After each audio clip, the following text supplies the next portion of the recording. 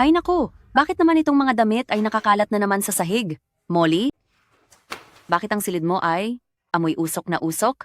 Bawal manigarilyo rito. Tingnan mo, ang kapal-kapal naman ng makeup mo. Hindi ba't sinabi ko na sa iyo, huwag kang papasok sa kwarto ko. Hay, Labas! Lumabas ka. Molly. Molly, kumain ka muna bago ka umalis. Ang corny.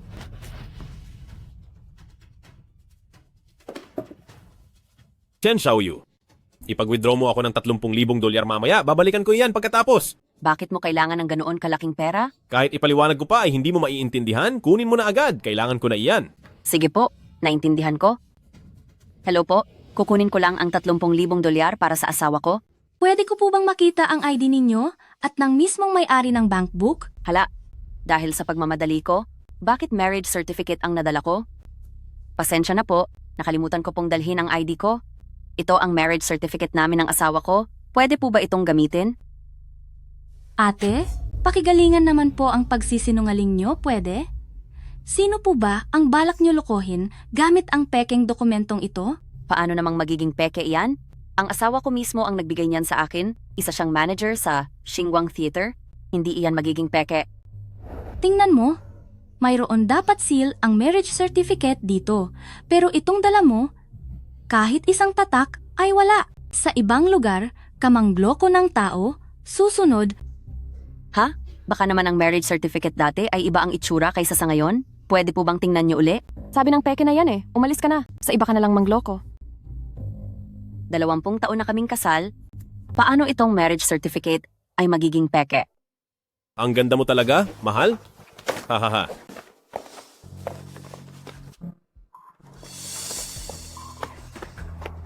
Bakit hindi mo sinasagot ang tawag? Zengting. Totoo bang gagasta ka ng 30,000 dolyar para lang i-enroll ako sa interest classes? Hindi ka ba natatakot kapag nalaman ni Xiaoyu at awayin ka niya? Isa lang siyang may bahay na marunong lang humingi ng pera? Maghapon lang siyang nagpapakasarap sa loob ng bahay? Ano namang karapatan niyang magalit? Tara na, umuwi tayo para kuhanin ang pera. Tiyak na may pagkakamali rito, kailangan kong makita ang dala ni Zhengting na kopya ng marriage certificate. Anong ginagawa niyo rito? Bakit ka ba umiinom ng alak? Nasa tamang edad na ako. Nakikipag-inuman lang naman ako sa mga kaibigan ko sa banda. Kailangan ba talagang palakihin ang issue? Tignan mo nga ang sarili mo. Ano na ang nangyayari sa iyo? Ano bang klaseng suot yan? Hindi mukhang pangtaglamig at hindi rin mukhang pangtag-init? Araw-araw mo na lang akong sinesebruso. Hindi ka ba napapagod? Rock and roll ito, may alam ka ba rito? Wala akong alam sa rock and roll, pero ang alam ko ay bata ka pa, hindi ka pa pwedeng uminom. Kapag nagpatuloy ka sa pag-inom, paano na ang boses mo? Paano ka pa makakaawit ng opera balang araw? Pag-awit ng opera? Sino pa bang kabataan ang nakikinig sa ganyang bagay? Huwag kang magpanggap na nagmamalasakit, tigilan mo na ang pag-arte para sa akin. Molly? Hindi ganoon ang ibig sabihin ni Mama. Kaya pala hindi ka gusto ni Papa? Kung ako ang tatanungin. Si Auntie Guan din ang pipiliin ko. Si Auntie Guan? Sino ba si Auntie Guan? May gagawin pa pala ako. Aalis na muna ako. Umalis na siya. Ngayon ba ay masaya ka na? Sister-in-law, anong oras na at hindi ka pa nagluluto? Gutom na ako. Pagkatapos kong magligpit dito, magluluto na agad ako. Ay, nga pala? Alam mo ba kung saan inilagay ng kuya mo ang marriage certificate nyo? Paano ko naman malalaman yon? Ikaw naman ang nagliligpit ng lahat? Magluto ka na nga lang doon.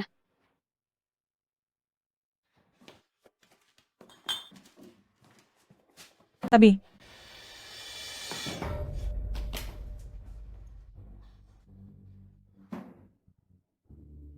Bakit dito inilagay ni Zhengting ang marriage certificate? Ang mga marriage certificate ay dapat may official na selyo. Pero wala man lang kahit anong selyo ang narito.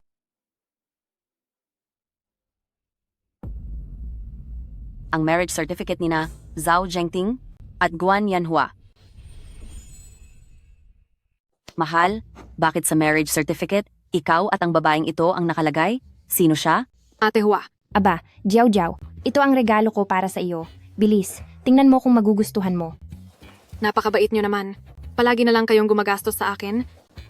Salamat po, sister-in-law. Aunt Hua, Oh, little princess, may dala akong regalo para sa iyo. Tingnan mo kung gusto mo. Aunt Hua, napaka-cool naman ito. Mas may taste ito kaysa sa ibang losyang yan. Sino bang nagpagalit sa little princess namin? Bakit parang mukha kang malungkot? Sino pa nga ba?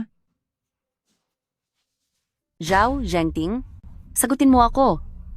Bakit sa marriage certificate, pangalan ninyo ni Guan Yanhua ang nakalagay? Bakit mo pinapakialaman ang mga gamit ko? Itinago mo ang marriage certificate nyo ng ibang babae sa likod ng wedding photo natin. Zhao Zhengting, 20 taon na tayong kasal. Ginagawa mo ba akong tanga? Zhengting, matagal na panahon na ang lumipas, pero itinatago mo pa rin pala iyan. Siyempre. Ang marriage certificate na ito ang nagpapatunay ng pagmamahalan natin, kaya talagang pahahalagahan ko ito. Ang pagmamahala ninyo? Kung ganoon, ano itong 20 taon natin? Kung totoo ang inyong marriage certificate, ang inyong dokumento, ano itong marriage certificate natin? Kung ang marriage license nyo ay totoo, ano naman itong sa atin? Zhao Zhengting, gumamit ka ng peking marriage license para lokohin ako ng 20 taon. Ma, ano bang pinagsasabi mo dyan? Junior high lang ang natapos mo. Paano mo malalaman kung ano ang totoo o hindi? Bihira lang pumunta rito si Aunt Hua. Huwag kang magpakita ng kahihiyan. Pumunta ako sa bangko kanina. Sabi ng teller, may dry seal ang totoong marriage license. Zhao Zhengting, pwede mo bang ipaliwanag sa akin kung bakit? Tama na. Huwag kang umasta na parang iskandalosa, pwede ba? Tama. Totoo ang marriage license namin ni Yanhua. Siguradong totoo iyon. Kahit na, nakuha namin ang papeles 20 taon na ang nakararaan. Hindi ba't nagpakasal din ako sa iyo at nagkaanak? At nagsama tayo ng 20 taon? Papel lang iyan, di ba? Hindi iyan mahalaga. Xiaoyu, huwag kang magmali siya. Nagkamali ang doktor na may malala akong sakit noon, kaya nangarap lang akong magkaroon ng asawa. Naawa lang sa akin si Zhengting, kaya niya ako pinakasalan. Kung may totoong namamagitan sa amin ni Zhengting, sa tingin mo ba ay may puwang ka pa? Sige, dahil ang sabi nyo ay hindi pagkakaunawaan lang. Pumunta tayo ngayon sa civil registry. Mag-annul kayo ni Zhengting, tapos kaming dalawa ni Zhengting ang kukuha ng totoong marriage license. Tara, Umalis ka nga. tara na, pumunta na tayo roon. Shen Xiaoyu, naglakas loob ka pang saktan si Yanhua. Masyado ka na talagang walang hiya. Sinasabi ko sa iyo, hindi kami maghihiwalay ni Yanhua. Ang tanda mo na, wala ka na bang hiya sa sarili? Ako ay nahihiya para sa iyo. Huy, tingnan mo nga iyang sarili mo. Wala kang silbi. At napakahangal mo. Anong karapatan mong hilingin? Napakasalan ng isang theater manager na tulad ko? Zhao Zhengting. Ikaw ang nagpilit sa aking talikuran ang audition para sa lead role, para lang makasama ka. Sabi mo ay mamahalin mo ako habang buhay? At dahil sa pag-ibig na iyon, isinuwag ko ang pangarap ko, nagpakarami tayo, at iginugol ko ang kalahati ng buhay ko para sa pamilyang ito. Sa bandang huli, hindi pa ba ako karapat-dapat sa isang marriage license? Para saan pa ang 20 taon na lumipas? Isipin mo na lang na isa kang kabit, isang martir sa pag-ibig, at isang mangmang. Zhao Molly, nanay mo ako? Paano mo nasasabi sa akin ang ganyang mga bagay? Sa tingin mo ba gusto kong maging nanay ang isang simpleng housewife na tulad mo? Ang mga nanay ng iba ay, katulad ni Aunt Hua, na palaging mukhang kagalang-galang. Samantalang tingnan mo ang sarili mo, hinihiya mo ako sa harap ng mga kaklase ko. Gusto ko si Aunt Hua ang maging nanay ko. Tingnan mo, kahit ang sarili nating anak ay ikinakahiya ka na rin. Kung alam ko lang na magiging ganyan ka, hindi na sana ako marupok at nakisama sa iyo. Zhao Zhengting? Niloko mo lang ako para magpakasal. Niloko mo lang ako. Alam mo ba yon? Huwag mong ipakita na para bang may utang na loob kami sa iyo. 20 taon, nalampasan na natin ang ganoong katagal na panahon. Ang bagay na ito ay huwag na nating pag-usapan pang muli at mamuhay na lang tayo ng maayos gaya ng dati. Wala namang nawala sa iyo. Sinasabi mong wala siyang nawala? Noong mga nakaraang taon ko sa teatro, ay laging si Ate Hua ang tumutulong sa akin. Mas maayos pa siya kaysa sa iyo. Kung ako sa'yo, sumunod ka na lang sa gusto nila at tumigil na. Sa mata ng batas, si Ate Hua naman talaga ang tunay kong bayaw. Tingnan mo si Aunt Hua. Napaka-generous niya. Tapos tingnan mo ang sarili mo. Sobra kitang ikinakahiya. Tama ka? Tama ka? Naging masyado akong tanga sa pag-ibig dahil lang sa pangako ng isang lalaki. Nagtrabaho ako rito na parang alipin sa loob ng mahigit 20 taon. Ang tanga ko at naging masyado akong kampante. Akala ko ang sarili kong anak at ang biyanan kong pinalaki ko ay magtatanggol sa akin.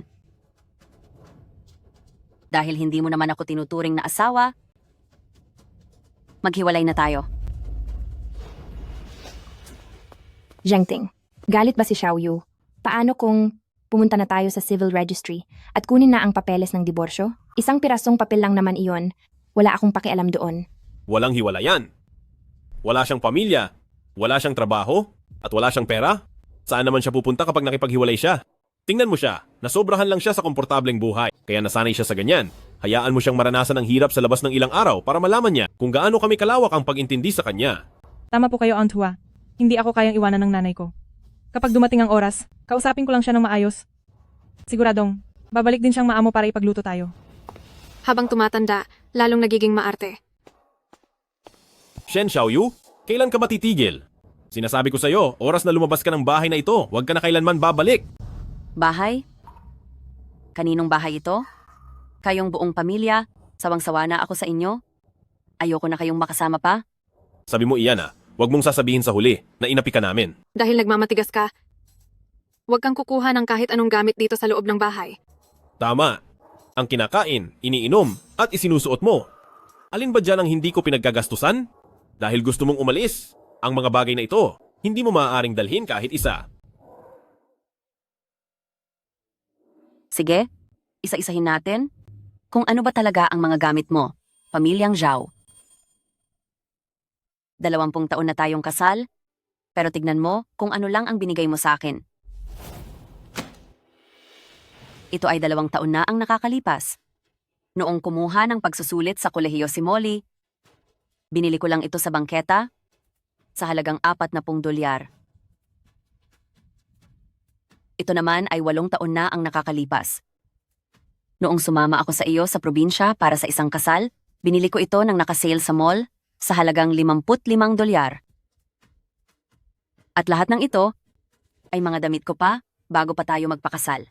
Lahat ng mga damit na binili ko gamit ang pera mo sa loob ng maraming taon ay hindi lalampas sa $100. Zhao Zhengting, pinagsilbihan kita ng 20 taon. Ang bawat sentimong binigay mo ay maingat kong tinipid. Para lang sa bahay na ito, para sa inyong lahat. Wala akong utang sa inyo.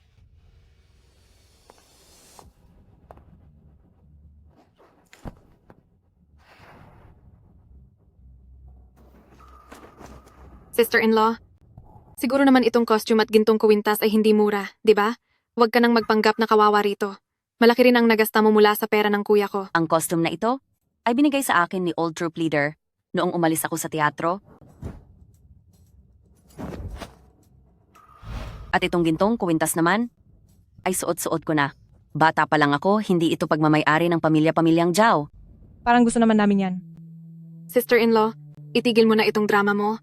Humingi ka na ng tawad sa kuya ko at baka tulungan pa kitang pakiusapan siya. Kung maglalakas loob kang, lumabas sa pintong ito. Mula ngayon ay, wala ka ng anak.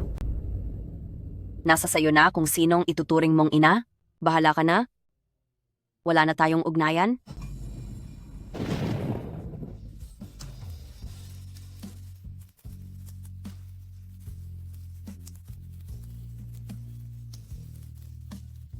Hello. Kuya, ikaw ang chairman ng Jiang Group. Mahigit 40 taong gulang na pero hindi pa rin kasal. Tinatakasan mo pa rin ang mga blind date mo. Pang ilang beses na ba ito? Sabihin mo nga sa akin ang totoo. Hindi mo pa rin ba makalimutan? Ang matagal mo ng pinakamamahal? Uy! Itabi mo ang sasakyan. Huwag na muna nating pag-usapan yan. May mahalagang gagawin dito si Kuya.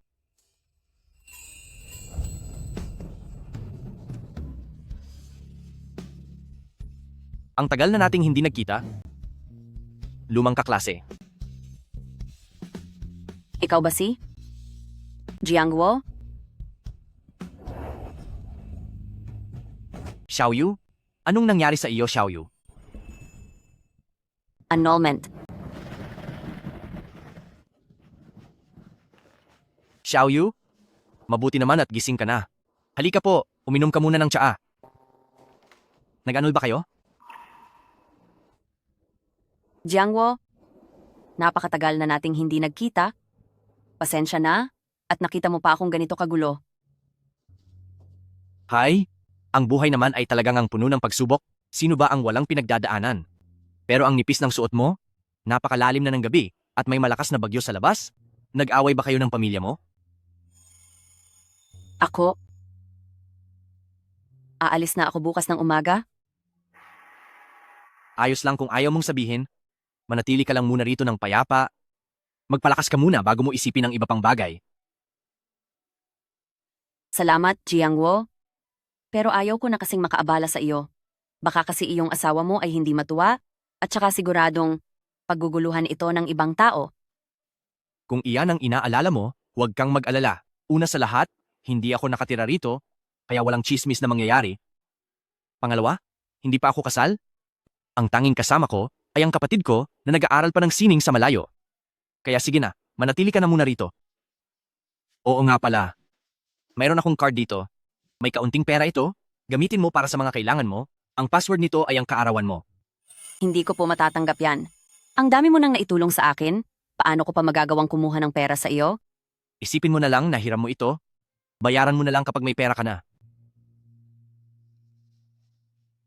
Maraming salamat, Jiangwo. Kapag nagkapera na ako, ibabalik ko agad sa iyo. Huwag na natin isipin iyon. Magpahinga ka na lang muna ng mabuti. Babalikan kita bukas.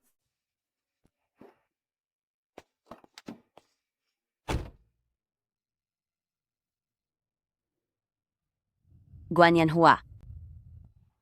Uy, Gang. Guan, mukhang ang ganda ng naging pagpapanatili mo sa hitsura mo. Kahit sabihin nilang 20 anyos ka pa lang, tiyak na may maniniwala. Magkakape muna ako. Gusto mo bang sumama? Hindi na muna siguro, sa susunod na lang. Sige.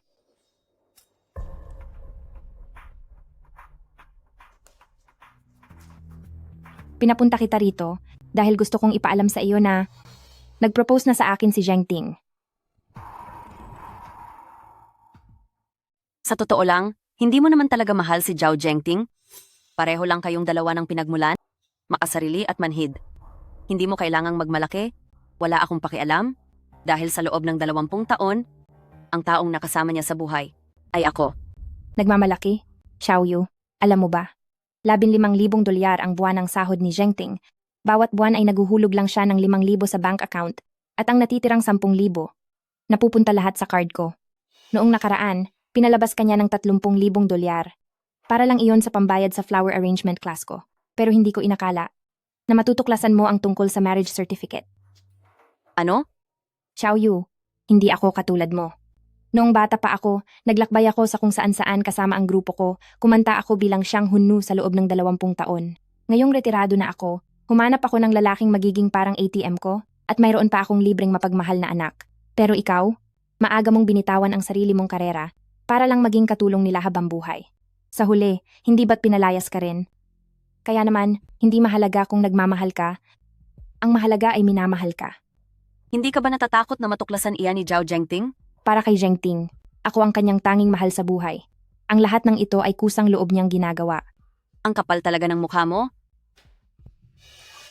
Xiaoyu, bakit mo po ako tinulak? Tumigil ka! Shen Xiaoyu, bakit napakasama mo? Yanhua, okay ka lang ba? Shen Xiaoyu, ano bang ginagawa mo? Bakit mo tinulak si Ate Hua? Mag-sorry ka ngayon din. Siya ang kusang natumba. Umaarte lang siya. Hindi niyo ba nakikita? Nakita naming dalawa ng kuya ko. Paanong magiging peke iyon? Jiao Jiao, huwag mo siyang pagalitan. Kasalanan ko ito dahil inagaw ko si Zheng Ting. Nararapat lang nasaktan at pagsalitaan niya ako ng masama. Tingnan mo, kawawang-kawawa si Ate Hua dahil sa iyo. Pero heto siya at ipinagtatanggol ka pa. Hindi ka pa rin ba hihingi ng paumanhin? Shen Xiaoyu, humingi ka agad ng tawad kay Yanhua. Huwag na tayong magpahiya sa ibang tao. Zheng Ting, huwag ka namang ganyan. Magkakapamilya pa rin kayo? Ako ang dapat umalis. Aalis na ako ngayon din. Bakit ka aalis? Ang dapat umalis ay ang masamang panganay na ito. Napakasama mo. Zhao Zhengting? Anong sinabi mo? Ikaw, Shen Xiaoyu, ikaw ang masamang kerida. Si Yanhua ang tunay kong asawa. Sa buong buhay ko, hinding-hindi ko matatanggap ang mga babaeng walang hiya. Tama iyan. Sa tanda na niyang iyan, nagawa pa niyang mangagaw. Zhao, Zhengting, 20 taon na tayong magkasama. Bakit mo nagagawang sabihin ang mga ito sa akin? May konsensya ka pa ba? Sino ba ang may sabing saktan mo si Yanhua? Ito ang parusa sa iyo. Tingnan ninyo, narito ang kopya ng aming kasal ng aking tunay na asawa. Sa simula't sa pool, ang mahal ko lang ay ang napakaganda kong asawa, si Guan Yanhua. Hindi katulad mo, na walang pinag-aralan, masama ang ugali, at pangit na matandang kerida. Shen Xiaoyu, huwag ka nang magpapakita. Kahit kailan sa harapan namin, para ang pamilya namin ay hindi mo na mabulabog at magulo pa. Anong magulo ang sinasabi nyo? Zhao Zhengting? Zhao, kayong dalawa na walang utang na loob? Magsisisi rin kayo. Magsisisi? Nagsisisi ako na hindi kita pinalayas ng mas maaga. Yanhua, uwi na tayo.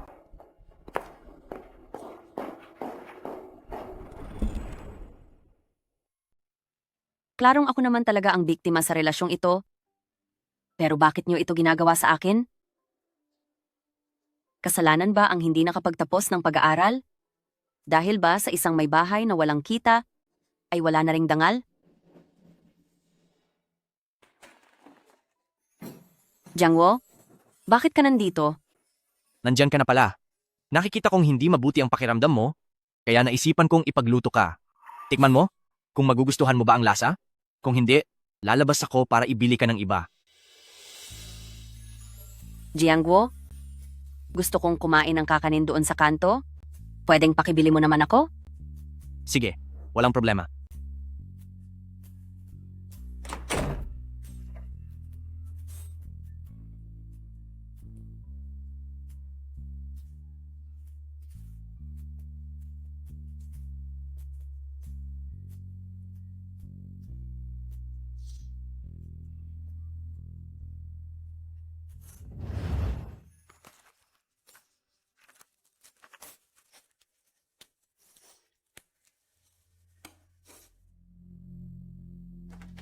Xiaoyu,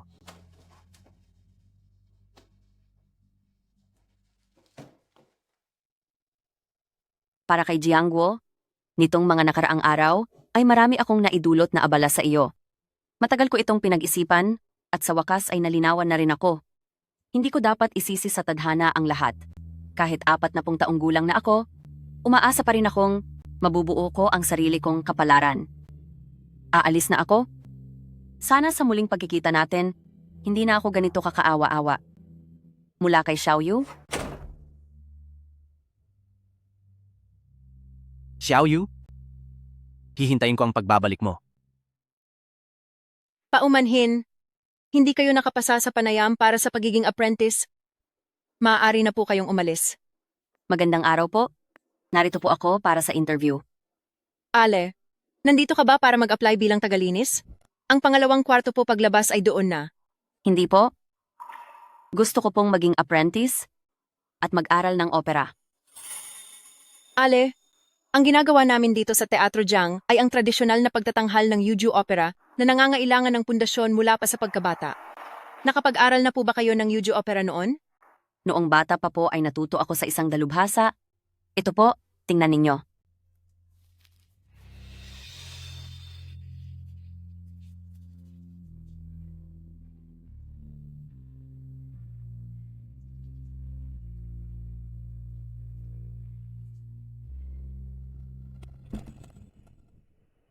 Guro? Hindi po ba ang sabi nyo ay naghahanap kayo ng matalinong estudyante para sa fairy step? Ano po sa tingin nyo rito? Satisfied po ba kayo? Nasaan ang taong iyon? Ate Xiaoyu, pumasok ka na rito. Siya po ang ating pinuno. Siya rin ang tagapagmana ng National Heritage ng Fairy Step, ang ating Guro Chen Chufang. Guro Chen, kamusta po? Ako po si Shen Xiaoyu. Narito po ako para mag-apply bilang mag-aaral. Sa hubog ng iyong katawan at mga kamay, mukhang maraming taon ka nang hindi kumakanta ng opera? Paano mo pa magagawa ang mga teknik ng kamay? Sa edad mong iyan, para mag-aral ng opera, gusto mo lang bang sumikat o magka-followers? O gusto mo lang ba itong paglaruan para magpalipas ng oras? Hindi po. Wala po akong pakialam sa pera. Mahal ko ang Yu Opera, mahal ko ang Muguying. Bata pa lang po ako ay mahal ko na ito. Bata palang mahal na. Kung ganoon, bakit ngayon ka lang nag-aaral? Nag-aral po ako noong bata pa. Ngunit natigil lang ito sa gitna. Sa sining ng opera, mahalaga ang kanta, bigkas, kilos at aksyon. Hindi ito nakukuha sa isang iglap lang. Kailangan ito ng mahabang panahon ng determinasyon. Sumuko ka na noon sa gitna. Isa kang tao na walang paninindigan. At pangarap sa buhay. Hindi tayo pareho. Pasensya na. Hindi kita maaaring tanggapin bilang estudyante. Umalis ka na. Guro, Hindi ako aalis.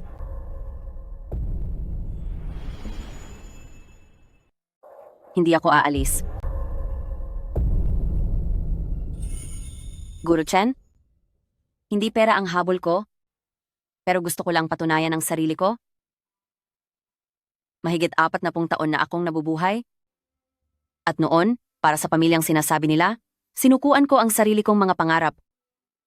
Sa huli, ang asawa ko, ang anak kong babae, pati ang mga tinatawag kong pamilya, lahat sila sinasabing, isa lang daw akong walang kwentang may bahay. Hindi ako matatanggap iyon. Ano naman kung 40 taong gulang na ako? Ano naman kung isa akong may bahay? Bakit kailangang maliit ang tingin nila sa akin? Bakit kailangang umasa sa lalaki para lang mabuhay? Kaya ko sa sarili ko, makakalikha rin ako ng sarili kong tagumpay. Ang mundo ko ay hindi dapat nakakulong lang sa kusina at sa mga gawaing bahay. Sabi niyo ang pag-aaral ng opera ay nangangailangan ng dedikasyon sa loob ng maraming taon? Naging may bahay ako sa loob ng 20 taon? Pumupuyat at gumigising ng alas 5 ng umaga at natutulog ng alas 10 ng gabi, kahit isang araw ay hindi ako naging tamad. Hanggat ako ay may lakas pa, hindi lang 10 taon, pati 20 taon, hanggang sa huling sandali, kakayanin kong magtiis.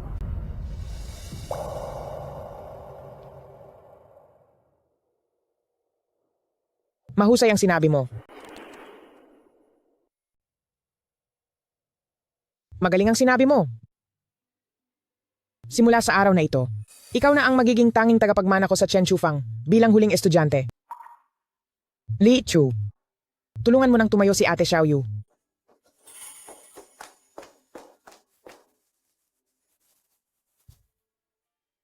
mula ngayon, maging handa ka na sa akin, Ate Xiaoyu. Magaspang ang mga kamay ko? Baka masugatan lang kita? Gumagamit kami ng suka sa pagbabad ng kamay para mas mabilis itong lumambot. Tara na.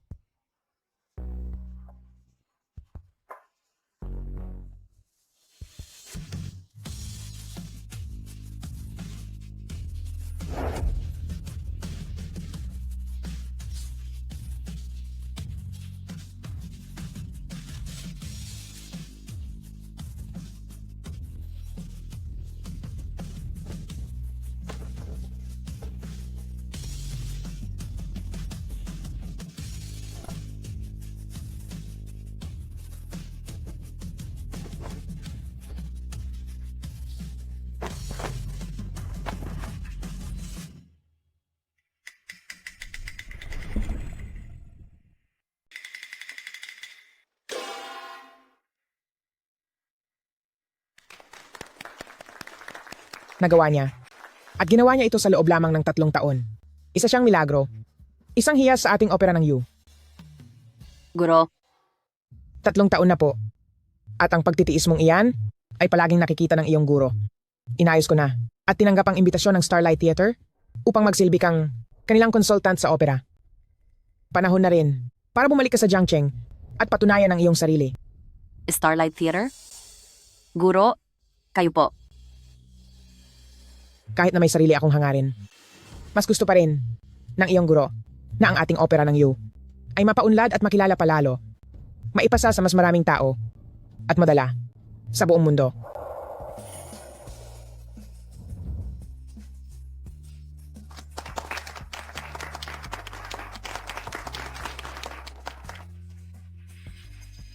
Starlight Theater?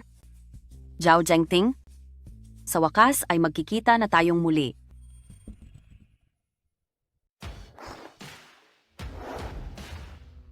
Boss Shen, handa na ang sasakyan. Maaari na po tayong umalis patungong Starlight Theater.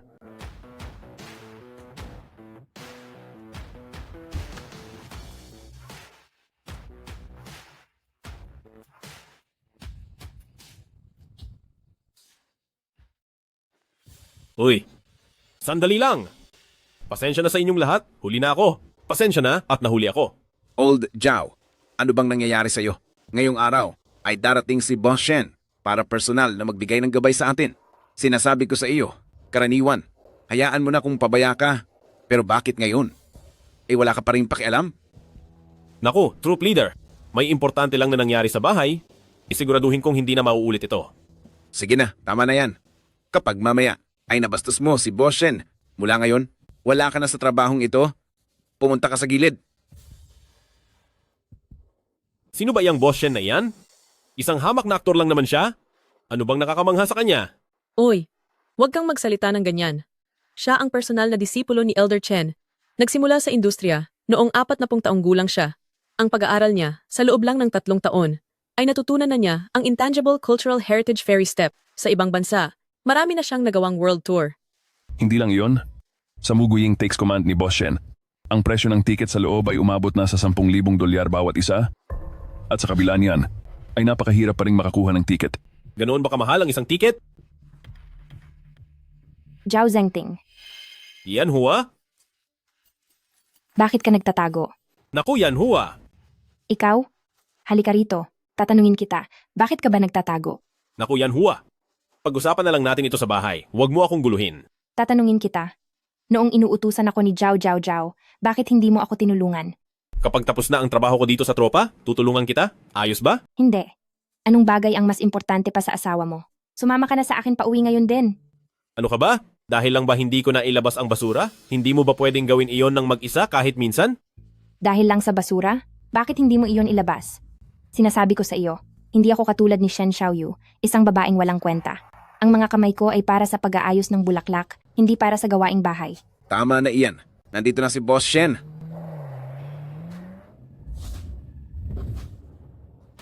Nandiyan na si Boss Shen. Shen. Ikaw. Sino si Boss Shen?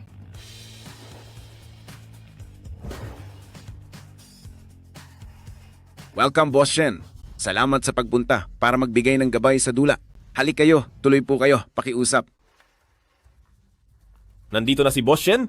Wala akong pakialam kung sino iyang Boss Shen. Uy, wag kang ang manggulo. Padating na siya. Kapag hindi ito nalinaw ngayon, hindi ka aalis. Sabi nang, wag kang manggulo. Ano ang nangyayari rito? Kamusta po? Gerong Shen.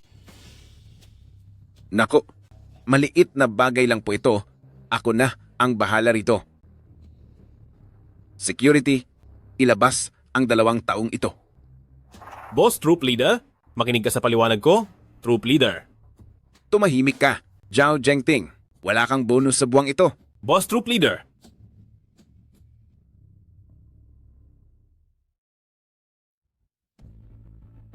Zhao Zhengting? Ito pala ang pangarap mong asawa, ang kasal na gusto mo? Bitawan mo ako.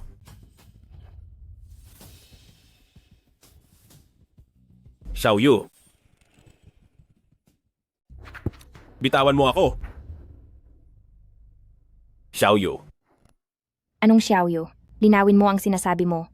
Nais mo pa bang ang babaeng iyon na walang kwenta ay bumalik para pagsilbihan ka? Sinasabi ko sa'yo, huwag ka nang managinip. 3 taon na siyang nawawala. Maaaring wala na siya dahil nagutom siya sa kung saan. Sina Boss Shen at Xiaoyu ay talagang magkamukha. Namamalikmata lang ba ako? Walang kamukha. Umuwi ka na at gawin ang mga gawaing bahay. Dahan-dahan lang. Ngayong ang Shen Group ay nag-organisa ng paligsahan sa Yuju, ang ating Jiang Troop ay dapat manalo. Sa ganitong paraan ay magiging pinakamagaling na grupo ng sining tayo sa bansa.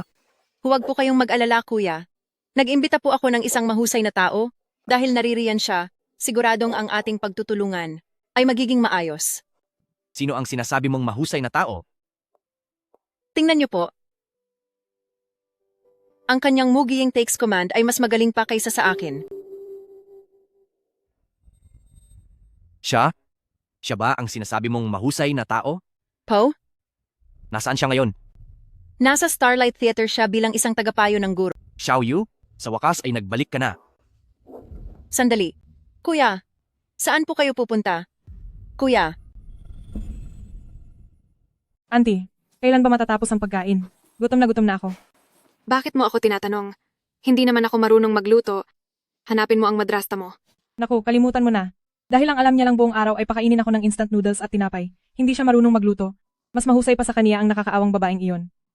Napakawalang utang na loob mo. Sino ba noong una ang todo kung magmakaawa na gusto akong maging ina? Ako. Sino ang tinatawag mong walang utang na loob? Ikaw. Ako. Anong problema? May mali ba sa sinabi niya? 3 taon ka ng kasal sa pamilya namin, at ang ginagawa mo lang sa maghapon ay pag-aayos ng bulaklak. Kung hindi sumasayaw ay lumalabas para mamili. Ano bang silbi mo? Tignan mo nga ang sarili mo. Matanda ka na, pero wala kang pakialam sa gawaing bahay. Akala mo ba talaga na nang ikasal ka dito sa amin ay para magpakasarap ka lang? Kung hindi para magpakasarap ang punta ko rito, para pagsilbihan kayong lahat? Hay nako, kuya, sa tingin ko, mas mabuti pang ibalik na lang natin ang nakakaawang babaeng iyon dito. Kahit paano ay napagluluto tayo sa bahay. Hindi katulad ng ibang tao diyan. Ano ba? Tama na yan? Tumigil na kayo sa pagtatalo. Alam nyo lang mag-away buong araw, pwede bang manahimik muna kayo? Sinasigawan mo na ako? Para sa iyo, hindi ako nagpakasal sa buong buhay ko. Ngayon sa tingin mo ay nakakahiya na ako. Ikaw yung tipo ng tsaan na nung 82 pa? Ang tanda na, plastic pa. Tama na yan. Nanay mo pa rin siya. Pa, ano bang nakita mo at nalinlang ka ng babaeng yan? Gumising ka naman po. Tama na, nanay mo pa rin siya. At isa pa, tignan mo nga ang itsura ng suot mo. Bilisan mo at maghilamos ka. Opo, mas pwe. Bahala na kung sinong gustong maglinis dyan. Tara, kakain tayo sa labas. Nakakainis talaga.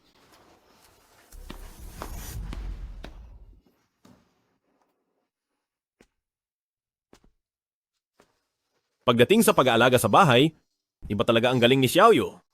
3 taon na siya sa labas. Siguro naman ay nahirapan na siya at natuto na sa kanyang pagkakamali. Pagbibigyan ko na siya, pabalikin niyo na siya rito.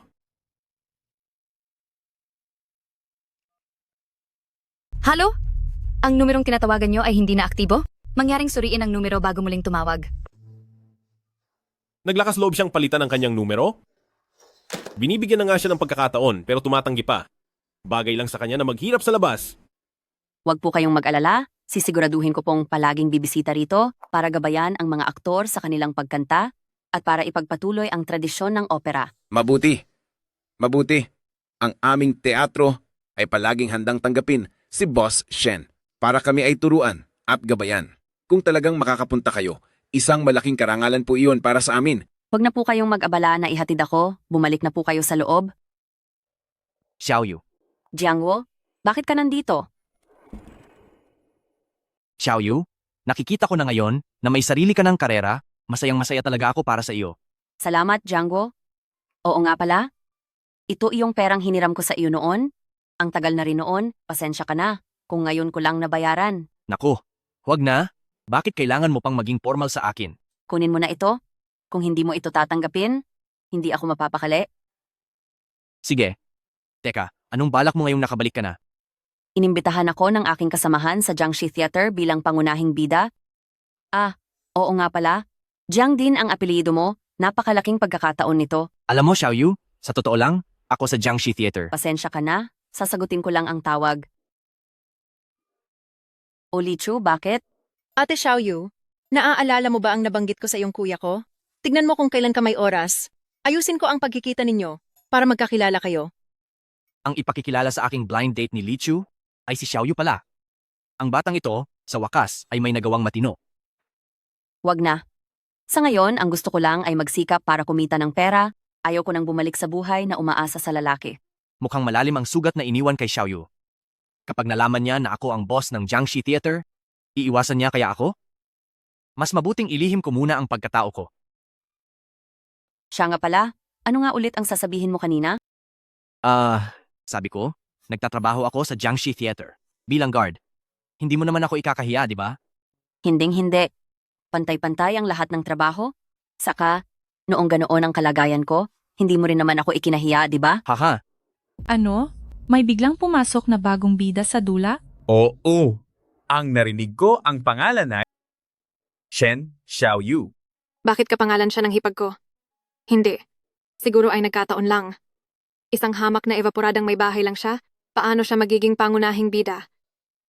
Lahat, nais kong ipakilala sa inyo ang espesyal na kinuha ni President Jiang, ang tagapagmana ng Yuju Opera na si Shen Xiaoyu, na walang iba kundi si Boss Shen.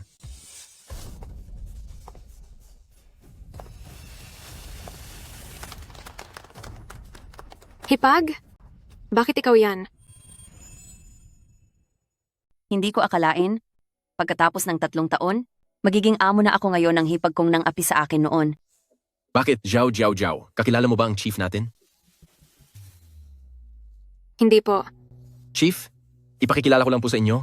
Sila ang galing sa teatro natin. Sina Ye Qiangqian at Zhao Zhao Zhao. Pareho silang mahuhusay na aktor. Hindi? Bakit bigla na lang naglipat ng bagong chief dito? Hindi ba sabi ni President Jiang na ang posisyon ay pipiliin lang sa aming dalawa ni Zhao Zhao Zhao? Nagkaroon ng pagbabago sa plano.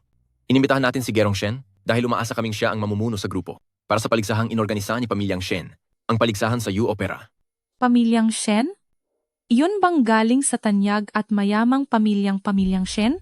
Balitang napakayaman ni Pamilyang Shen. Kung ang grupo natin ay magustuhan ni Pamilyang Shen, hindi ba't uunlad na tayo agad? Tama ka. Palaging binibigyang galang ni Pamilyang Shen ang ating kultura, kaya siya nag-organisa ng Yu Opera competition na ito. Espesyal nating inimbitahan si Gerong Shen para mamuno, kaya dapat lang na matuto kayo ng mabuti sa kanya. You Opera Master?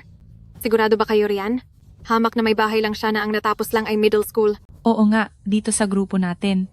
Ang lahat ay mahuhusay na Yu Opera performers sa buong bansa. At alam nyo naman na maikli lang ang panahon ng pagsikat ng mga Yu Opera performers. Tapos maglalagay ng isang 40 taong gulang na babae para maging chief? Insulto naman yata ito sa amin. Totoo. Kung si Shen Xiaoyu nga ay katulad ng sinabi ni Zhao Zhao na hamak na may bahay lang, mukhang mahihirapan siyang makuha ang respeto ng lahat. Kayo talaga. Tama si Zhao Zhao Zhao. Bago ako nag-aral ng Yu Opera, isa nga akong may bahay. Kahit pa may bahay lang ako, subalit sa Sydney Opera House, ay nagtanghal na ako ng Yu Opera para sa isang royal family sa ibang bansa. Kung hindi kayo naniniwala, pwede niyong hanapin sa internet. Sapat na sigurong ebidensya iyon ang galing ko, di ba? Sa harap pala ng royal family. Ngayon, may masasabi pa ba kayo? Ang galing ng pagganap niya. Talagang binigyang buhay niya ang karakter ni Mugu Iying. Paano nangyari iyon? Wala naman siyang alam paanong naging ganoon kagaling ang acting niya. Tama na. Utos ito mismo ni President Jiang. Kung may reklamo kayo, patunayan nyo sa galing nyo. Huwag puro panghuhusga. Ipakikita ko sa iyo ang backstage.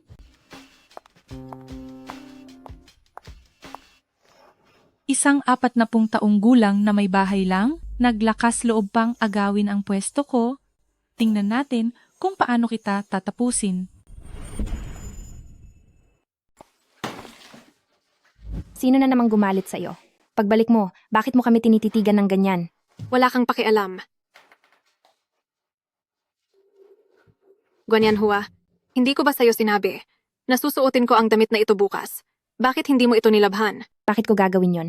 May utang ba ako sa iyo? Kagagawa ko lang ng aking manicure, sinabi ni Zhengting, na pumasok ako sa pamilyang ito para magtamasa ng kaginhawaan. Ngayon malinaw na sa akin, dapat ay noon pa lang, hinayaan na nating manatili si Shen Xiaoyu para patuloy tayong alagaan, para kahit papaano ay may mainit pa tayong makakain. Zhao Zhengting, hindi ko na kaya sa bahay na ito. Ang kapatid mo, araw-araw na lang, ay walang ginawa kundi hanapan ako ng butas. Ano ka ba? Zhao Zhao? Si Yan Hua ang bago mong ate ngayon, bakit mo pa binabanggit ang babaeng iyon? Ako pa? Ako pa ang naghahanap ng butas sa kanya? Hindi kuya, mula nang dumating siya rito. Naging malinis ba ang bahay na ito kahit isang araw? Ang mga plato sa kusina ay kasing daas na ng bundok. Hinugasan ba niya yon? Kung ganoon, kayo na lang.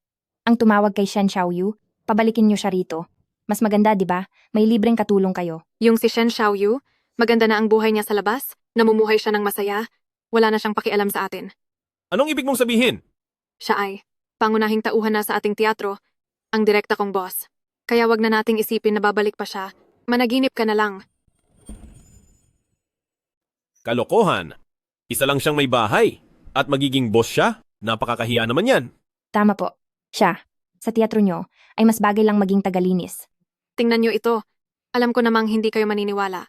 Siya kaya ay isa ng Yuju Opera Promotion Master at lumabas pa sa TV. Puro panlilin lang ang nasa internet, kitang-kita namang gawa lang ito sa AI. Kung hindi, bakit nagkataon na? Andoon siya nagpunta sa teatro niyo. Sa tingin ko, sadya niyang ginagawa ito para makuha ang atensyon natin dahil gusto niyang bumalik.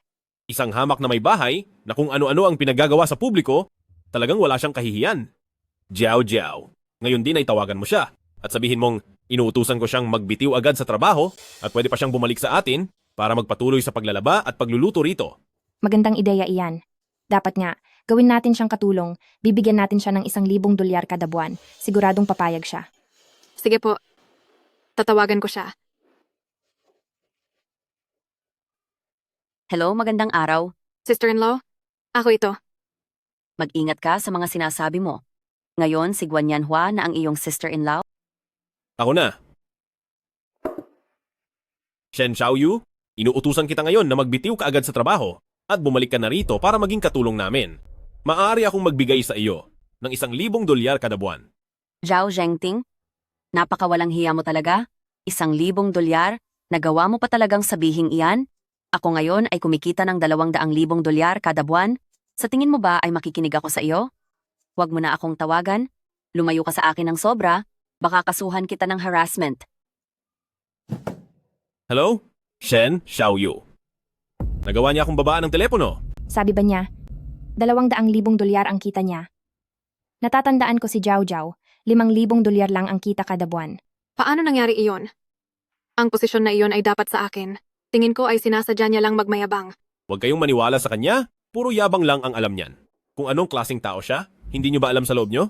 Wala siyang silbi na tao, kaya imposible siyang kumita ng $200,000. Sa totoo lang, sa loob lang ng ilang araw, ay aayawan din siya ng teatro at sa huli, babalik pa rin siya para magmakaawa sa atin. Shen Xiaoyu, anong ginagawa mo rito? Hindi ka naman pumunta rito para maghiganti sa akin, di ba? Hindi ako ganoon kababaw. Nandito ako para magtrabaho. Binabalaan kita. Huwag mong sasabihin kahit kanino na. Dati ay biyanan kita sa kapatid. Wala na tayong koneksyon ngayon. Iyan din ang gusto ko.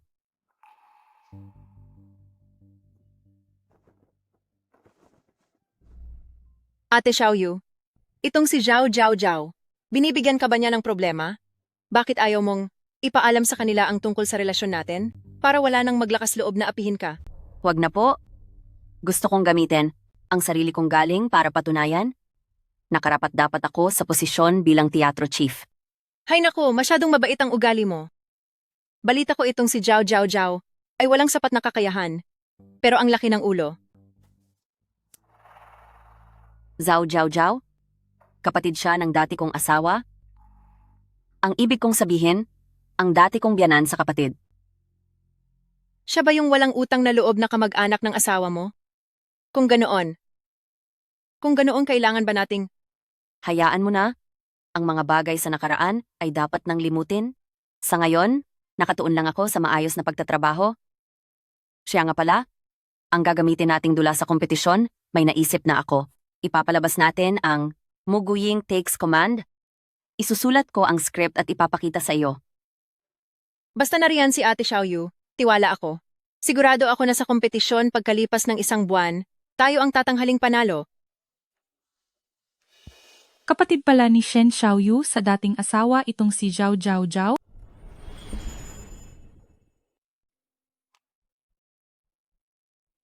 Jiao Jiao, gusto ko sanang makipagtulungan sa'yo.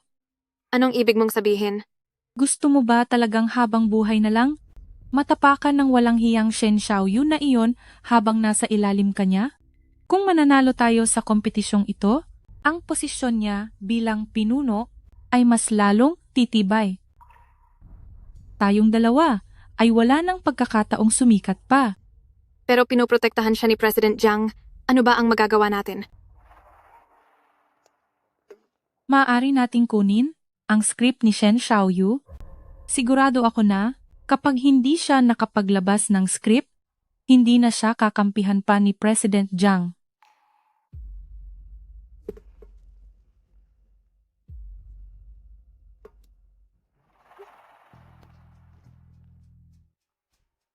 Ate Xiaoyu, ang bago mong sinulat na script, pakilabas na para makita ng lahat. Kung sa tingin ng lahat ay maayos ito, kung gayon ay ang script mo, ang gagamitin natin sa kompetisyon. Sige po.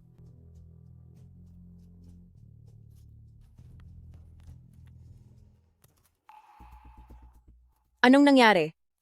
Nasaan ang script ko? Nasaan na ang script ko? O, bakit biglang nawala ang script mo? O baka naman, talagang hindi ka naman nagsulat? Imposible. Siguradong siguro ako na kagabi ay natapos ko na iyon at na-save. Bakit biglang nawala? Tingnan mo, malapit na ang kompetisyon at ang grupo natin ay wala pang kahit anong script. President Jiang, ang taong sa huling sandali ay pumapalpak at nagpapabaya kung hahayaan siyang maging pinuno. Parang hindi po yata siya mapagkakatiwalaan. Pero huwag po kayong mag-alala. Kami ni Kiang Kian ay may sinulat ding script kagabi. Maaari po. Bang pakitingnan niyo ito? Wow, napakataas ng kalidad ng script na ito. Akin ang script na iyan. Maliwanag na akin ang script na ito. Wala ka ba talagang hiya? Ito ay gawa namin ni Kian Chan na pinuyatan naming tapusin. Paanong naging sa iyo ito? Jiao, bibigyan kita ng huling pagkakataon. Aminin mo sa harap ng lahat kung kanino ba talaga ang script na ito. Ang script na ito ay ako mismo ang sumulat. Tama po, nandito na kami ni Jiao Jiao sa grupo. Sa loob ng mahabang panahon, alam ng lahat ang galing namin, ang pagsusulat ng isang script ay hinding-hindi magiging problema. Para sa isang taong walang kakayahan na nagpipilit maging lead dancer, ang payo ko sa iyo ay umalis ka na dito. Ate Xiaoyu, sabi mo ikaw ang sumulat ng script na ito. May ebidensya ka ba? Kapag walang sapat na patunay, ay hindi ko na alam. Tinitiyak ko po sa inyo, ang script na ito ay ninakaw lang ni Jiao Jiao sa akin. Ikaw? Ano? Anong nangyayari? Magagawa ba talaga ni Jiao Jiao Jiao ang ganong bagay? Wala kang patunay, anong karapatan mong siraan kami? Kung matapang ka, maglabas ka ng ebidensya. Mukhang sira ang CCTV sa backstage noong nakaraan. Saan tayo kukuha ng ebidensya? Ang paninira ng walang basehan ay labag sa batas. Sa tingin ko sa'yo, mukha ka lang magaling, pero wala ka namang alam. Ang isang katulad mo ay hindi karapat-dapat maging lead. Ayaw mong aminin? Kung ganoon, magsumbong tayo. Sumama ka sa akin sa presinto. Tara. Tara. Ikaw. Bitawan mo ako. Sino ka ba sa akala mo? Ang lakas ng loob mong hawakan ako. Anong ginagawa mo, Jiao Jiao Jiao? President Jiang, nakita mo naman po, siya ang unang nang kiskis. Gumagawa lang siya ng gulo. President Jiang, lahat tayo rito, kumalma muna tayo po. Ang laban para sa Shen Group ay malapit na po. Kung walang maipakikitang bagong script si Chief Shen, wala kaming pagpipilian kundi gamitin ang script na isinulat namin ni Jiao Jiao.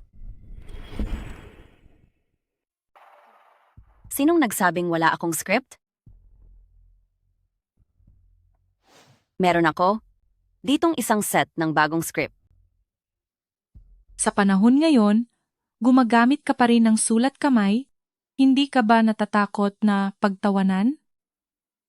Noong wala pang computer, ang ating mga ninuno ay gumagamit din naman ng mga sulat kamay na script, di ba? Tayo ang nagpapanatili ng tradisyon. Dapat ba nating kalimutan ang ating pinagmulan? Ikaw?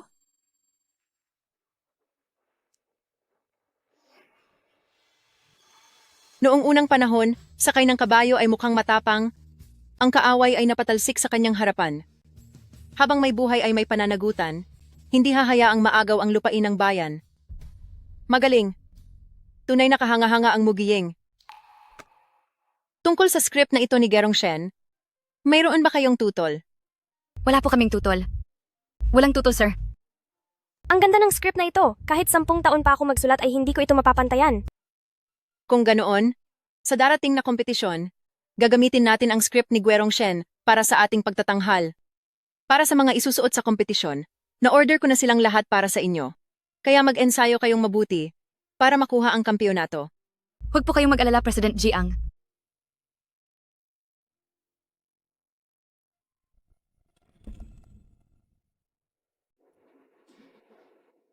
Shen Xiaoyu, gusto mo akong pahiyain?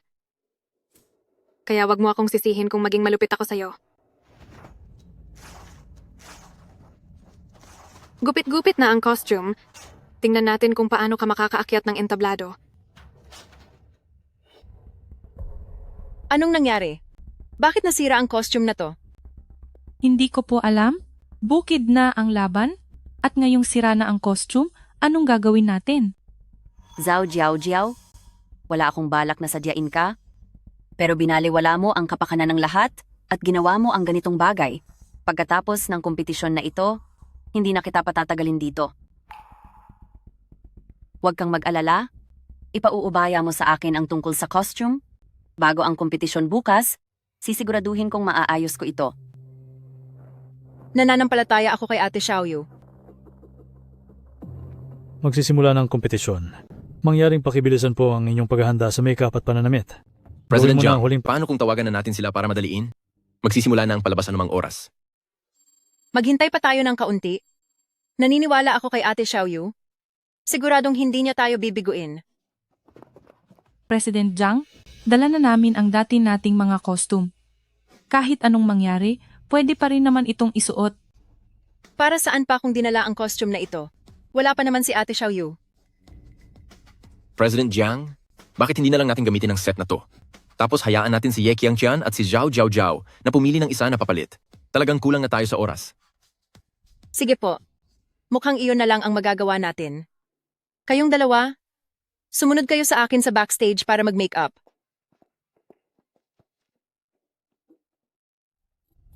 Lagot na? Wala akong makuhang sasakyan. Kapag nahuli pa ako ay mawawalan na ng oras. Anong gagawin ko? Xiaoyu, anong nangyayari sa'yo? Jiangwo, may sasakyan ka? Mabuti naman. Kailangan kong pumunta sa palabas. Mahuhuli na ako. Sige, sakay na. Sinisiguro ko sa na hindi ka mahuhuli.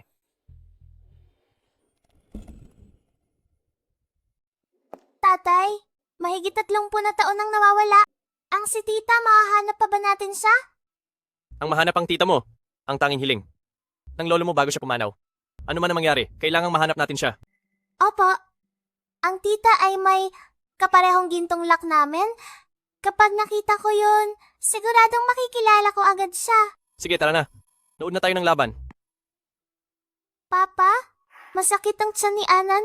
Gusto ko pong mag-CR. Ikaw talaga? Huwag kang tatakbo kung saan-saan, malinaw ba? Hihintayin kita sa loob.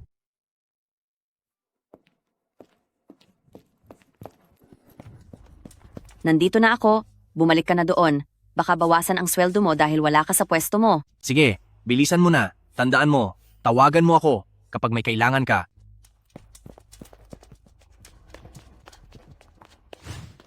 Anong ginagawa mo rito? Dito gaganapin ang kompetisyon. Hindi pwedeng basta pumasok dito. Magandang araw po. Ako ang lead performer ng Pamilyang Jiang Theater. Andito ako para lumahok sa kompetisyon. Ang lead performer ng Pamilyang Jiang Theater. Hindi ba kasalukuyan na siyang naghahanda ng makeup sa loob? Sino ang niloloko mo? May dala ka bang? Anumang delikadong bagay sa bag mo? Buksan mo yan at ipatingin sa akin. Sandali. Damit para sa palabas ito. Napakahalaga nito. Madaling masira ang tela kapag basta inilabas. Sa tingin ko, may delikadong bagay diyan sa loob. Gusto mong pumasok? Huwag kang umasa. Alis na, layas. Mahuhuli na ako? Paraanin mo na po ako? Bakit niyo po siya tinutulak? Auntie, andito ka rin ba para sa kompetisyon? May dala ka bang makeup kit? Kung may dala ka, pwede kang mag-ayos ng hitsura mo ngayon. Sa ganoong paraan, wala ka nang hawak na kung ano pa at papasukin ka na nila. Oo nga pala, bakit hindi ko naisip yon? Bata, napakatalino mo. Alam mo ba kung nasaan? Ang palikuran dito? Doon na ako maghahanda. Ang gintong lock na ito, bakit kaparehong kapareho ng minana kong gintong lock? Ibig bang sabihin nito, siya ang tita ko?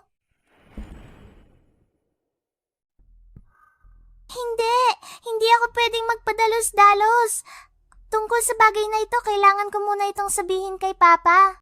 Baka nagkamali lang ako ng nakitang tao. Alam mo ba kung nasaan ang banyo? Pupunta lang ako para maghanda. Alam ko po. Auntie, samahan na kita. Sige.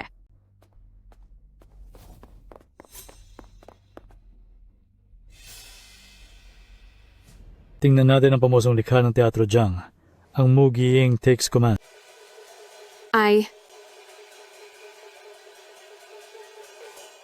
Inasahan ko na maganda ang piyesa ng Teatro Jiang. Inaabangan ko ito. Pero itong si Muguying ay wala man lang bakas ng pagiging isang matapang na babae. Hay.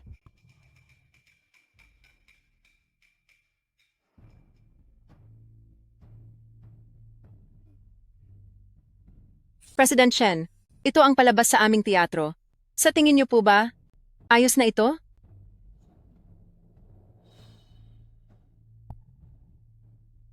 Sige na. Kung hindi mananalo ng kampeonato, edi hindi, sayang lang talaga ang tagal na pinaghirapan ng lahat. Ipinapahayag ko ang dula ng Teatro Jiang na Muguy Iying takes command ay lagpak. Sandali lang. Sandali po. Ang tunay na muguying ng Teatro Jiang ay narito.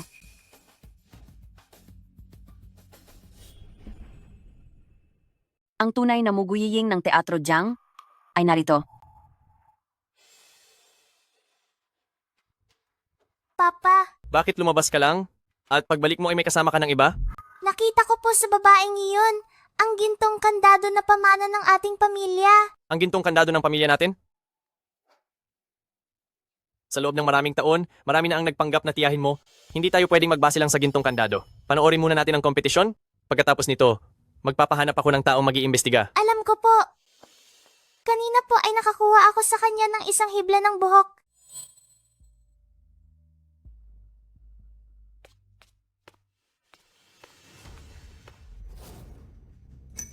President Jiang, sino ito? President Shen, siya ang aming chief na si Shen Xiaoyu. Pasensya na po, President Shen. Sa totoo lang, ang mugiying sa entablado ay pamalit lamang namin para sa palabas na ito. Ang tunay na bida ng aming dula ay si Miss Shen Xiaoyu. Napakalakas ng kanyang dating, taglay niya ang tikas ni Marshal Mu. Oo nga, ang aura niya, yung mugiying na nasa entablado ay walang sinabi kumpara sa kanya. Shen Xiaoyu, nakasuot ka ng basahan.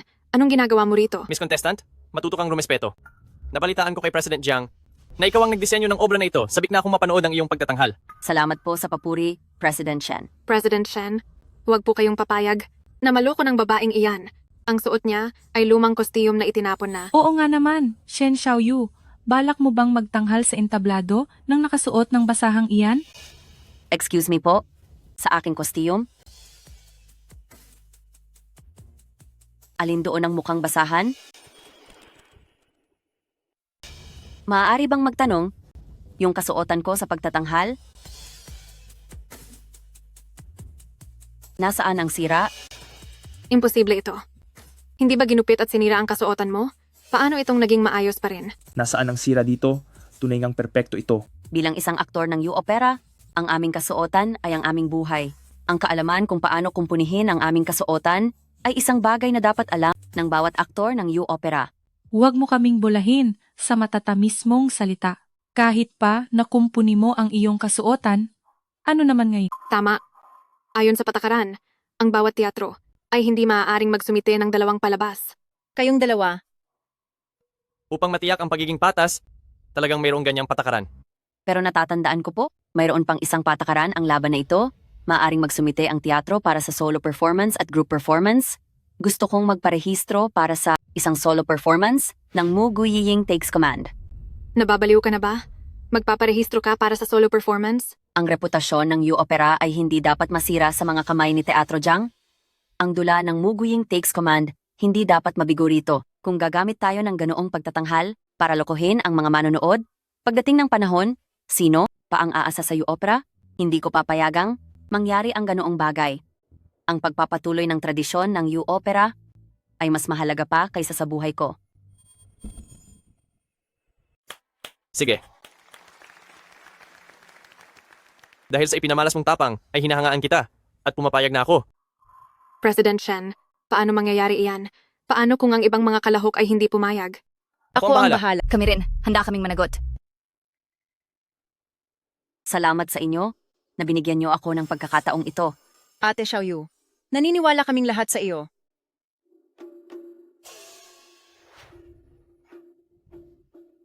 Ang selyo ng kapangyarihan, ang selyo. Lumisan ka sa pamilyang Yang ng mahigit 20 taon, hindi ko akalain na ngayong araw ay babalik ka rin sa Tianboyang Mansion ko.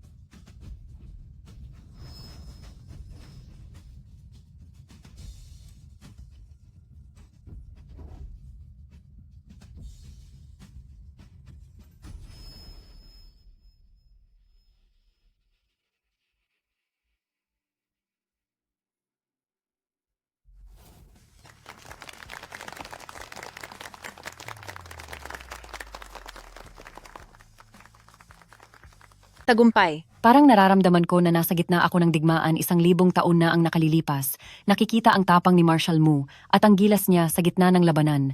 Dapat itong makuha ang unang puwesto. Naniniwala ako na ang mga manonood dito ay nakapagdesisyon na para sa akin. Ipinahahayag ko na ang pagtatanghal mula sa produksyon ng Teatro Jiang ang una. Makikipagtulungan kami sa Teatro Jiang para bumuo ng numero 1, UG Opera Troupe sa buong bansa. Mr. Shen, ikinalulugod kong makatrabaho ka. Ikinalulugod ko rin. Pumirma tayo ng kontrata makalipas ang 2 araw. Inaasahan ko na sa susunod na pakikipagtulungan ay magiging bahagi pa rin si Guerong Shen. Siyempre. Ngayon, sa inyong lahat, sino pa ang may tutol sa posisyon ni Guerong Shen bilang pinuno? Ako. Sino sa inyo si Yeki Angkian at Zhao Zhao Zhao?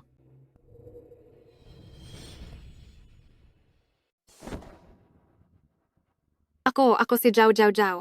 Anong kailangan nyo? Kayo ni Yeki Angkian ay sangkot sa pagnanakaw ng gawa ng iba at sadyang pagwasak sa gamit ng kumpanya. Ngayon, kailangan namin kayong isama para sa investigasyon. Hindi ako yon. Ilayo na sila. Hindi ako yon, President Jiang. Si Zhao Zhao Zhao ang nagnakaw ng script. Wala akong kinalaman dito. Tulungan niyo po ako. Ang aming teatro ay walang lugar para sa mga taong masama ang kalooban. Kayo ay tanggal na sa trabaho. Sister-in-law, bata pa lang ako ay kilala mo na ako. Hindi mo naman siguro hahayaang mahuli na lang ako ng ganito. Tulungan mo ako. Nagmamakaawa ako sa'yo. Ang asawa ng kapatid ay nagnakaw ng script ni sister-in-law. Talagang wala siyang hiya. Anong klaseng tao ito? Isa siyang traidor at walang utang na loob. Sister-in-law, ako lang ang tanging bunsong kapatid ng kuya ko. Wag mo namang panoorin lang na madala ako ng ganito. Lahat ng ito ay dahil sa sarili mong pagkakamali. Hindi mo naman talaga na lamang nagkamali ka. Alam mo lang na tapos na ang laro mo, kaya ka natatakot ngayon? Sa pagitan ko at ng pamilya nyo, wala na kaming anumang relasyon. Isama na sila. Shen Xiaoyu, napakasama mong babae. Ate Xiaoyu, okay ka lang ba? Okay lang ako. Medyo napagod lang ako. Pupunta muna ako sa backstage para mag-alis ng makeup. Papa, tara na rin po tayo. Sige. Shen Xiaoyu, isa kang walang pusong halimaw? Huminto ka rito? Shen Xiaoyu, talaga bang wala ka ng kinikilalang pamilya? Nagawa mo pang ipakulong ang sarili mong bayaw, tao ka pa ba? Sadyang sinira ni Zhao Zhao Zhao ang kapakanan ng kumpanya. Karapat-dapat lang sa kanya ang maparusahan. Pwe, nanadya ka lang talaga. Maling-mali talaga ako noon. Na pinakasalan ko ang isang katulad mo. Sa ginawa mong ito, maghanda ka dahil susumpain ka ng mga tao. Tingnan mo, yung suot mo. Napakalaswa, walang delikadesa. Huwag mong isiping sa pagsuot ng ganyan ay makukuha mo ang atensyon ko. Hinding-hindi kita mapapatawad habang buhay. Kahit kailan ay hindi na ako babalik sa iyo? Tama iyan. Gerong Shen, sumusuporta kami sa iyo. Ang dalawang masamang taong ito, bakit sila rito nanggugulo? Kami pang masasamang tao. Kayong si Gerong Shen ay mahigit 20 taon ng kabit ng asawa ko. Ano? Paano magiging kabit si Guerong Shen? Guan Yanhua, 3 taon na ang nakalipas, pero wala ka pa ring hiya. Kung sino man ang kabit, alam mo ang totoo sa sarili mo? Huwag mo akong kausapin tungkol sa mga walang kuwentang bagay. Tinatanong lang kita ngayon, iaurong mo ba ang kaso o hindi? Bakit ko gagawin iyon? Sige, ayaw mong iurong ang kaso? Mukhang sadyang matigas talaga ang ulo mo. Kapag hindi mo inurong, ngayong araw ay parurusahan kita hanggang sa sumuko ka. Tigil. Hanggat narito ako, walang pwedeng umapi kay Xiao Yu. Anong karapatan mong manakit ng tao? Si Zhao Jiao ay sangkot sa pagpunit sa interes ng kumpanya, hindi lang siya dapat parusahan, kailangan niya ring bayaran ayon sa batas ang mga nawala sa kumpanya. Jiang Wo, bakit ka nandito? Nag-aalala ako sa iyo, kaya naghintay ako sa may pintuan. Ayos ka lang ba? Ayos lang ako. Magkakampi pala kayong dalawa. Halina kayo at tignan nyo ito. Ang babaeng ito, nagawa pang mangakit ng lalaki sa gitna ng araw. Shen Xiaoyu, isa kang taksil na babae. Nagawa mo pa akong lokohin at ipagpalit. May lakas ka ng loob na lokohin ako. Zhao Zhengting, matagal na panahon na mula nang maputol ang koneksyon ko sa pamilya nyo, kaya kung sino man ang kasama ko, ay wala ka nang pakialam doon. Zhao Zhengting, kung magpapatuloy pa kayo sa walang basehang paninira kay Xiao Yu, sisiguraduhin kong kakastiguhin ko kayo sa korte. Isang hamak na security guard ka lang, umabot ba ng 3,000 dolyar ang sahod mo? Sa tingin mo ba ay kaya mo kaming edemanda? Kapatid ko siya, at siya rin ang boss ng Teatro Jiang. Ngayon sabihin mo, kaya na ba niya kayong idemanda? Siya pala talaga ang boss na nasa likod ng kumpanyang Jiang. Boss? Jiang Wo, ikaw ang boss ng Teatro Jiang? Hindi ba't security guard ka lang? Hindi ko sinasadyang itago ang totoo. Nag-alala lang ako na kapag nalaman mo ang tunay kong pagkatao, ay baka iwasan mo na ako. Bakit naman kita iiwasan? Ate Xiao Yu, magkakilala pala kayo ng kapatid ko. Kaming dalawa ay dating magkaklase. Kaya naman pala marangya ang suot mo, dahil matagal ka nang nagpapahabol sa lalaki.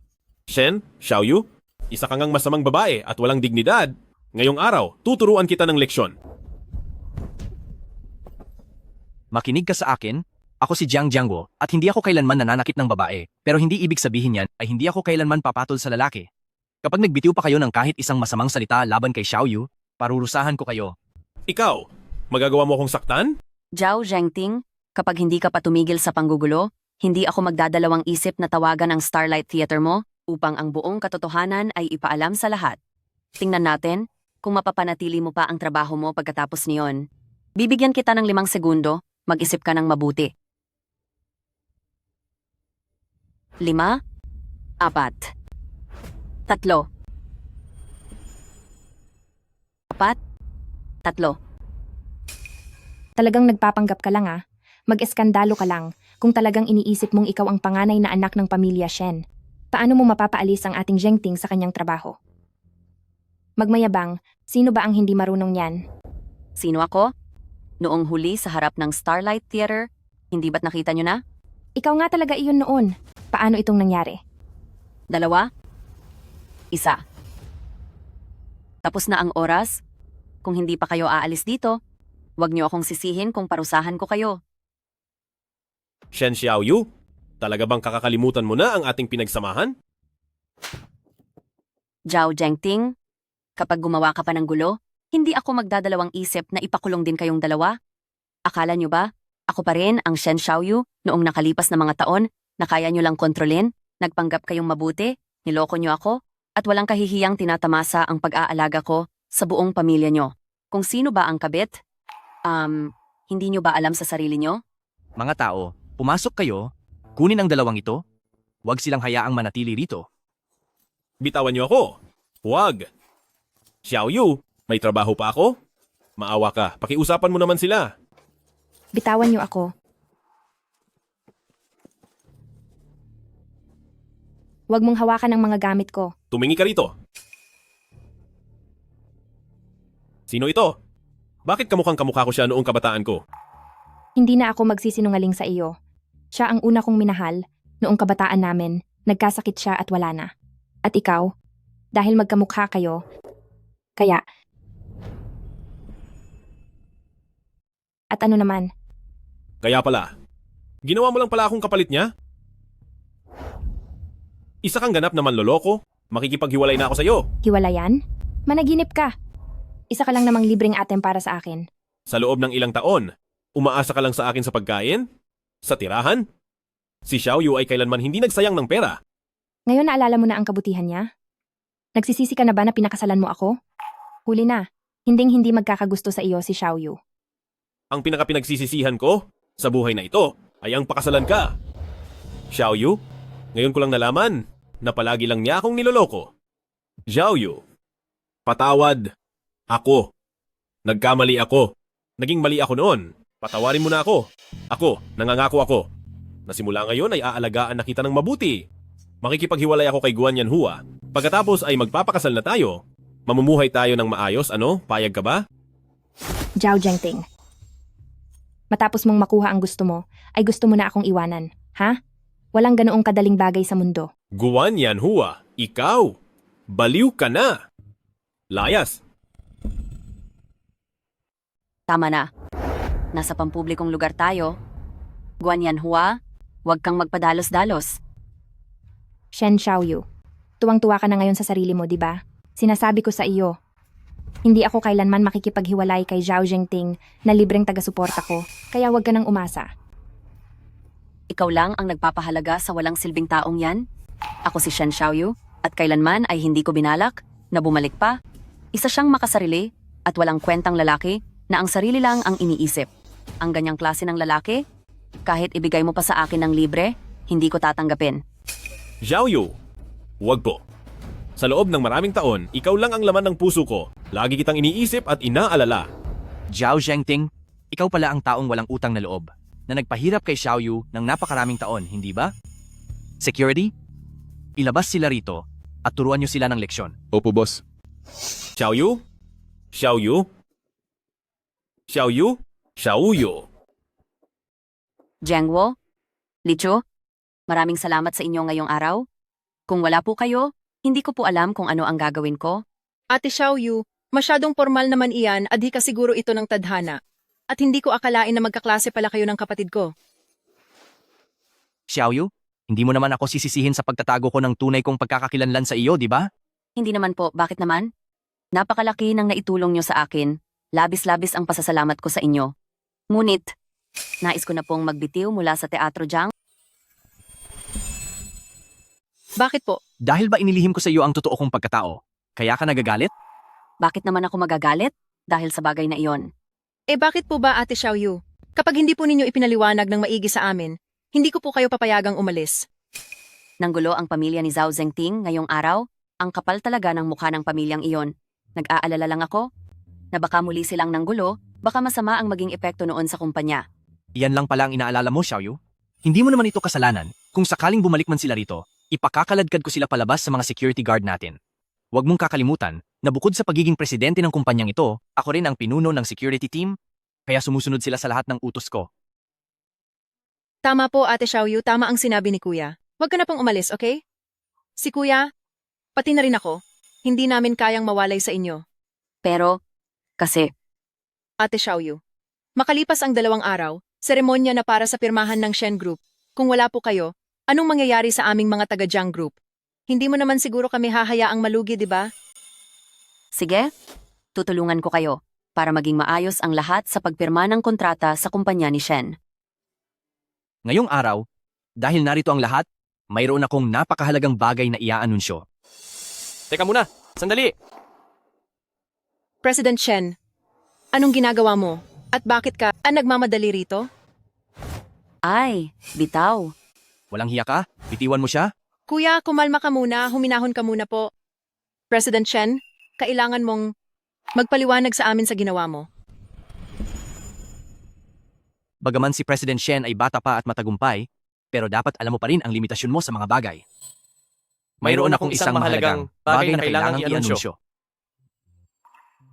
Ano po iyon? Kung ang 2 malalaking tao ang sabay na mag-aanunsyo, huwag namang sana ay may nangyaring masama. Ako muna ang magsasalita. President Jiang, ang sasabihin ko ay napakahalaga para sa aming mga pamilyang Shen, kaya mas mabuting ako na ang maunang magsalita. Si President Shen talaga, marunong rumespeto sa matatanda. Ang anunsyo ko naman para sa aming mga pamilya Jiang ay isang napakasaya at napakahalagang bagay rin. Kahit na kayo ay mas nakatatanda, pero huwag ninyong kakalimutan, ang pakikipagtulungan ng inyong drama group ay nakadepende pa rin sa aming mga pamilyang Shen. Sigurado ba kayong gusto ninyo akong kalabanin? Haha, sige na, bata. Ikaw na ang maunang magsalita. Hindi naman ako ganoon nagmamadali.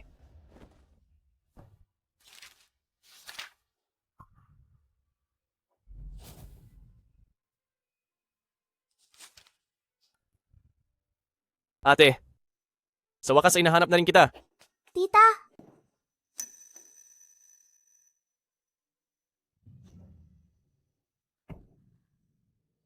Ikaw si nakababatang kapatid? Ate, naaalala mo ba ang gintong lakit na ito? Ibinigay ito sa atin ni Papa noong bata pa tayo. Noong mga oras na yon, nakita ko ang iyong gintong lakit at pamilyar ito sa akin. Kaya humanap ako ng paraan para magpa-DNA test. Pagkalipas ng maraming taon, sa wakas ay nahanap na rin kita. Simula nang makaalis ako sa ampunan, palagi kitang hinahanap. Akala ko ay habang buhay ko na. Itong hindi magagawa. Napakasaya ko. May pamilya na ako, may pamilya na ako. Ate Xiaoyu, sa loob ng maraming taon, masasabing sulit na ang lahat ng paghihirap mo. Kuya, kung sakaling hindi maganda ang magiging pagtrato mo kay Ate Xiaoyu, ako ang unang parurusahan sa iyo. Kuya, kung sakali mang hindi mo tratuhin ng mabuti si Ate Xiaoyu, ako ang unang makakalaban mo. Huwag kang mag-alala. Mahal ko si Xiaoyu. Higit pa sa sarili ko.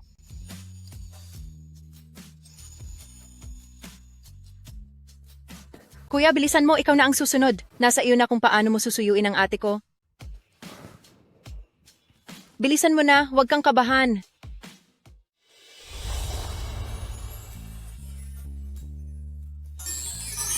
Xiaoyu, gusto kita. Gusto ko na ikaw ang makasama ko sa habang buhay. Hinding-hindi kita iiwan. Bigyan mo ako ng pagkakataon na alagaan ka. Pwedeng ba? Anong sinabi mo? Ate Xiaoyu, hindi mo pa ba alam? Ikaw kaya ang pangarap ng kuya ko, na palaging nasa puso niya. Mahigit 10 taon na, noong nagsimula siyang magkagusto sa iyo. Sumagot ka ng oo. Sumagot ka ng oo. Sumagot ka ng oo. Sumagot ka ng oo. Sumagot ka ng oo. Sumagot ka ng oo. Sumagot ka ng oo. Sumagot ka ng oo. Sumagot ka ng oo. Payag ka ba? Salamat, Jiangwo. Salamat sa paghihintay sa akin ng napakaraming taon. Payag ako.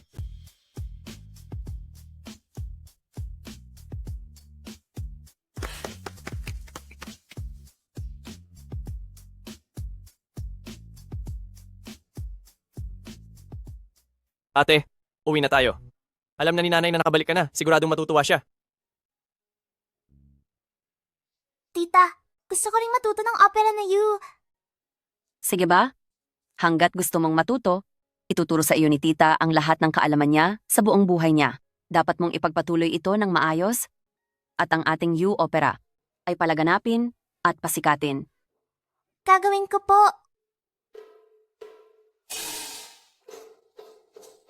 Sa mabilis na takbo ng panahon ngayon, mainam na magdahan-dahan muna tayo, pumasok sa mundo ng You Opera at damhin ang sining na nagtagal ng libu-libong taon ang ganda at yaman. Sama-sama nating pangalagaan ang mahalagang pamana ng ating kultura para maipasa sa bawat henerasyon.